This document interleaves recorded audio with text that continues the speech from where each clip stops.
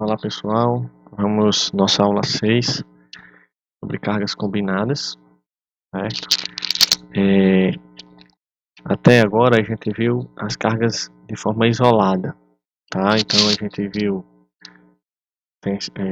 cargas axiais, cargas transversais e cargas torsionais. E agora a gente vai estudar essas cargas de forma combinada, né? Como esses efeitos são combinados, tá? Então aqui nós temos justamente o exemplo da tensão normal de flexão. Aqui a tensão ocasionada a tensão de cisalhamento pela torção. A tensão normal devido a uma carga axial. E aqui uma tensão de cisalhamento devido ao cisalhamento transversal, certo? Então estas são as formas de aplicar a tensão em um material. O que a gente vai estudar agora é o efeito dessas cargas de forma combinada, né? E qual é o efeito dessa combinação sobre uma determinada estrutura, né? Sobre as tensões que vão ser geradas sobre uma estrutura. Bom, então, primeira coisa, né, que a gente precisa relembrar é sobre as tensões principais, certo? Então, se a gente tiver aqui uma viga carregada, né, carga concentrada, uma carga distribuída, dois apoios, a gente faz aqui uma seção transversal. Nessa seção em si, nós temos algumas características ao longo da seção transversal, certo? Que são as seguintes. Na parte superior da seção, a gente tem aqui a presença somente de uma tensão normal, que é a tensão normal máxima, que acontece aqui.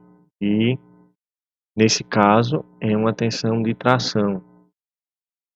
A gente parar aqui num ponto intermediário qualquer, entre a linha neutra e a sua face, a gente vai ter aqui uma combinação de tensões, uma tensão axial, certo? E uma tensão de cisalhamento. Quando a gente chega na linha neutra, só para relembrar vocês, a característica da linha neutra é onde a tensão normal de flexão é nula, tá? Então, aqui a gente tem uma tensão de cisalhamento máxima, que é outra característica, né, da linha neutra. O cisalhamento transversal na linha neutra é máximo, tá? Aqui no ponto intermediário é igual ao outro, e aqui no ponto mais abaixo da viga, nesse caso a gente tem aqui uma tensão de compressão. Nesse caso, como a seção transversal ela é simétrica, essa tensão ela teria o mesmo valor em módulo da tensão de tração, certo? Então, a gente tem aí várias combinações de tensão numa mesma seção transversal, certo? E a gente precisa realmente avaliar qual é o efeito máximo, né? Qual é a situação crítica para essa seção, certo? É isso que a gente vai poder ver aqui. O que acontece, gente? Aqui a gente tem um exemplo de uma viga em balanço, uma viga engastada com uma carga na sua extremidade livre, tá? Aqui, certo? A gente tem uma como que um mapa das tensões principais que atuam na viga. O que é que eu quero dizer com isso, né? É o seguinte, aquilo que a gente viu nesse slide, tá? A gente vai encontrar as tensões principais que atuam ali. O que são essas tensões principais? São as tensões normais, né? Máxima e mínima. Então, a gente tem uma tensão de tração, uma tensão de compressão. O que é que acontece? Essas linhas, que são as linhas cheias aqui, elas indicam a direção das tensões principais de tração estão atuando ao longo dessa viga, certo? Então, você percebe que aqui nessa parte superior, a tensão principal de tração ela é quase horizontal, certo? A sua direção. Se a gente vier para essa outra parte aqui, a gente já tem quase uma direção vertical de tensão principal de tração. E essas linhas tracejadas são as linhas que mostram a direção da tensão de compressão, tá? Então, essa tensão de compressão aqui, do mesmo jeito da tensão de tração, aqui a gente tem uma seção transversal, né, que é simétrica.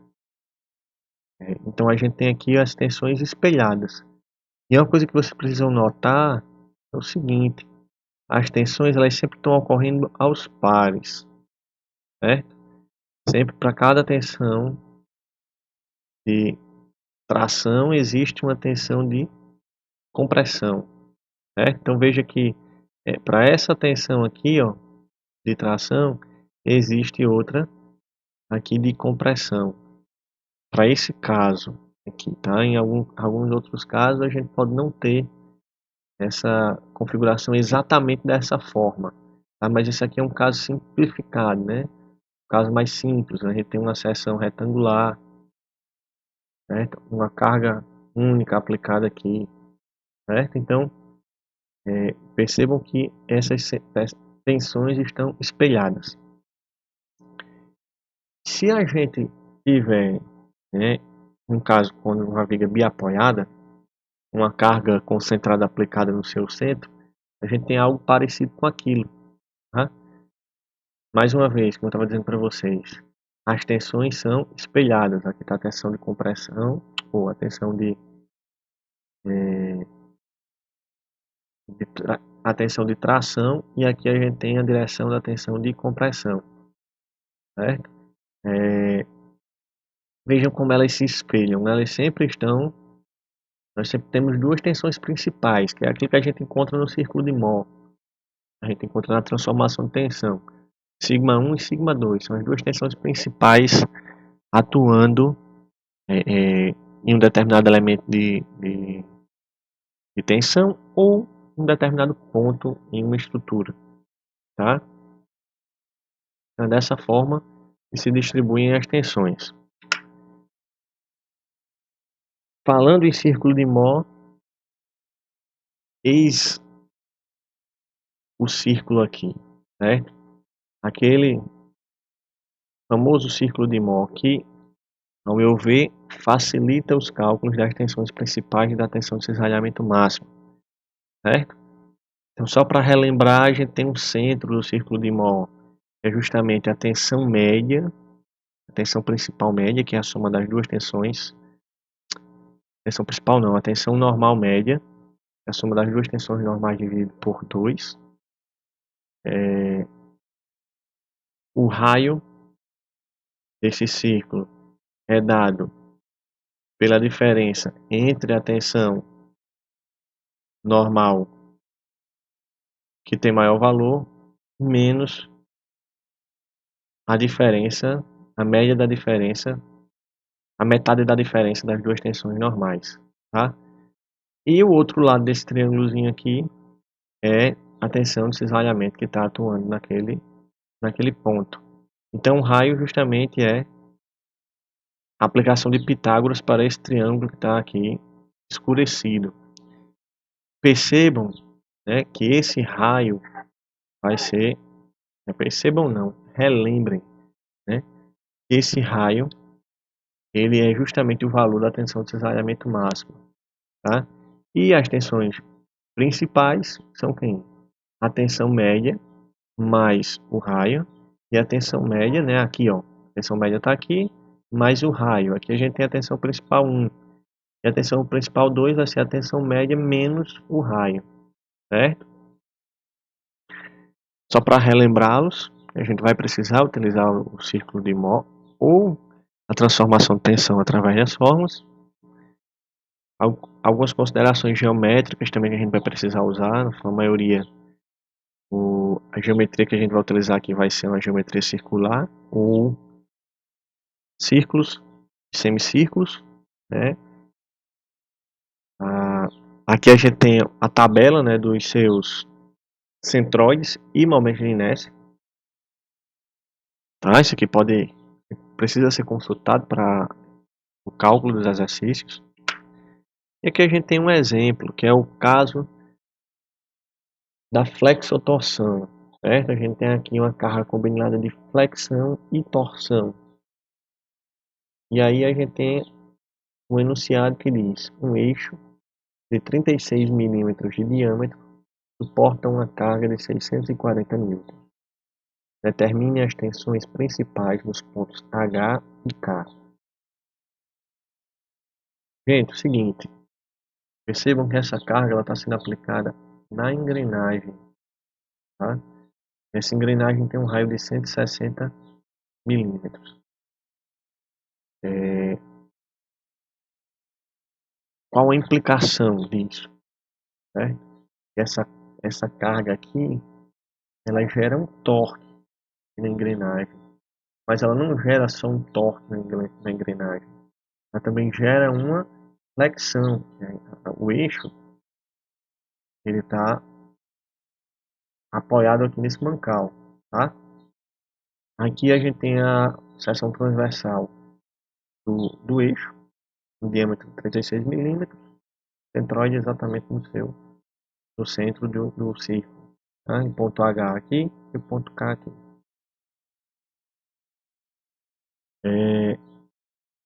Aqui a gente tem como vai ficar a distribuição, né, das tensões de flexão, de cisalhamento transversal e de torção. Como a gente vou voltar aqui, a gente tem aqui um eixo que está em balanço, tá? Essa engrenagem aqui, ela está exatamente na extremidade livre do eixo. Então, a característica que a gente vai ter aqui é exatamente um eixo em balanço. Como esse eixo está em balanço, essa parte superior do eixo vai estar sendo tracionada e a parte inferior comprimida, que é exatamente o que a gente tem aqui nessa distribuição de tensão. A parte superior com tração e a parte inferior com compressão. O cisalhamento transversal é a tensão de cisalhamento que ocorre, né, na seção transversal e tem seu valor máximo exatamente aqui na linha neutra do eixo. Né, nessa parte aqui superior, o cisalhamento ele é nulo, então tem tensão de cisalhamento transversal aqui. E aqui a tensão de cisalhamento de torção, tá? Que cresce do zero no centro até um valor máximo na parte, nas partes mais externas do eixo, certo? Então vamos lá para o nosso cálculo. Primeira coisa que a gente vai precisar fazer é o seguinte: isso aqui é um princípiozinho lá de mecânica dos sólidos 1, que a gente tem uma carga de 640 newtons sendo aplicada na engrenagem aqui, certo? Esse círculozinho central aqui é o eixo. A gente pode mudar a posição dessa carga para outro ponto. A gente quer mudar a posição dessa carga exatamente para o eixo. E a gente pode fazer essa mudança. O efeito externo disso aqui vai ser, vai permanecer o mesmo desde que a gente adicione um binário. Então, como é que a gente faz? A gente tem essa força de 640 e a gente adiciona duas forças de 640, ó, de tal forma que elas se anulem, tá? E elas colineares, as duas. Percebam aqui que essa força de 640 e essa outra, elas têm uma distância entre si. Elas são paralelas, têm sentido contrário e uma distância. Elas duas formam um binário. O binário é esse: é o valor da força vezes 160 milímetros, certo? Ou 640 vezes 0,16 metros. que vai dar 102,4 Nm. Então, essa configuração aqui, desprezando essas duas forças, vai ser igual a essa mesma configuração. A gente tem um binário e uma força em outro ponto, a força de 640 N. Com isso, a gente vai agora analisar a seção onde estão os pontos H e K do eixo. Tá? Só lembrando que esse comprimento aqui, ó, é de 500 milímetros, tá certo? Ó, voltando aqui, a gente tem 500 milímetros de comprimento, certo? Então o que é que a gente tem? Uma força de 640 aplicada na extremidade, que é onde se encontra a nossa engrenagem, e aqui um binário de 102,4 Nm, tá? Um binário que sai do eixo, certo? Aqui os furos cortantes, o momento fletor, e aqui a gente tem o momento torsor interno nessa seção. O momento torsor ele é igual ao binário que está aqui, gerado pela força, pelo torque que é aplicado na engrenagem, 2,4 Nm. O esforço cortante é de 640 Nm. E o momento fletor de 320 Nm. Temos aqui os esforços internos. Vamos analisar agora a seção transversal do eixo. Aqui a gente tem o nosso eixo com diâmetro de 36 milímetros. A flexão ela ocorre, certo? Em torno do eixo Z. Tá? Então a gente precisa calcular somente o momento de inércia em torno de Z. Se bem que o momento de inércia em torno de Y ele é numericamente igual ao momento de inércia em torno de V para um círculo. Então o momento de inércia em torno de Z é 1/4 de πr a quarta. Com os valores, a gente tem 1/4 de π vezes 0,018, que é 18 milímetros, a metade do diâmetro, elevado à quarta potência. Então, nosso momento de inércia em torno de Z é igual a 82,45 vezes 10 a menos 9 metros a quarta. E a gente precisa também saber o J, né, para a gente utilizar na torção, o momento polar de inércia, que é a metade de πr a quarta, que é meio de πr a 0,018, meio de π vezes 0,018 elevado a quarta, é igual a 164,9 vezes 10 a menos 9 metros a quarta, o dobro do momento de inércia em torno de Z. Aqui, gente, calculando a tensão de flexão, como no ponto K, o ponto K está exatamente no eixo neutro, então a gente vai calcular a tensão de flexão somente no ponto H. Essa tensão vai ser MC sobre I. Vai ser 320 momento vezes o C, que na verdade é o raio do eixo, que é 0,018, dividido por I, que é o I em relação a Z, que a gente calculou anteriormente, que é 82,45 vezes 10 elevado a menos 9. A tensão de flexão no ponto H vai ser 69,86 megapascal. Aí a gente tem aqui a tensão de cisalhamento transversal, e é dada por VQ sobre IT. O Q é o Y barra linha vezes o A linha.